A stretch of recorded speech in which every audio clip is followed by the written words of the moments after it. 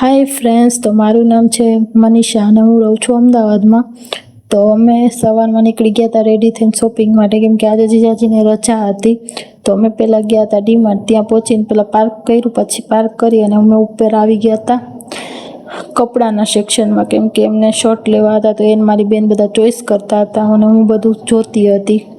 પછી એ બધું થયું પણ એને કશું ગમ્યું નહીં. પછી અમે નીચે અમારું જે ઘરનું કરિયાણું હતું એ લેવાનું હતું. તો હું તો ટ્રોલી લઈને આમથી આમ ફેરવતી હતી, મારી બેન જ શોપિંગ કરતી હતી, કેમ કે આપણને એમાં કશું કાંઈ ખબર નહીં પડતી. પછી કાંઈ નહીં, બિલિંગ કરી અને આવી ગયા હતા ઘરે જઈ અને પહેલાં પાણીપુરી ખાઈ અને અમે પીધો શેરડીનો રસ. સવારનું કંઈ ખાસું પીધું હતું ને, એમાં જ અમે શોપિંગમાં જ ટાઈમ નીકળી ગયો, એ ખબર જ ના પડી.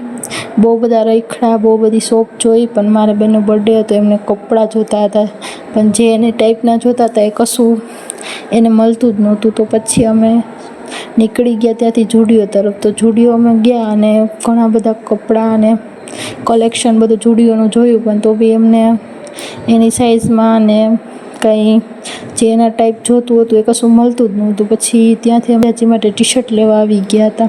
ટી શર્ટ લઈ અને એમને કાર લેવાની હતી, તો કાર જોવા આવ્યા. ત્યાંથી નીકળીને રસ્તામાં મસ્ત ટેડી બિયર વેચાતા હતા, તો અમે જોયા, બહુ મસ્ત હતા. પછી ત્યાંથી અમે સબ્જી માર્કેટ ગયા સબ્જી લેવા માટે.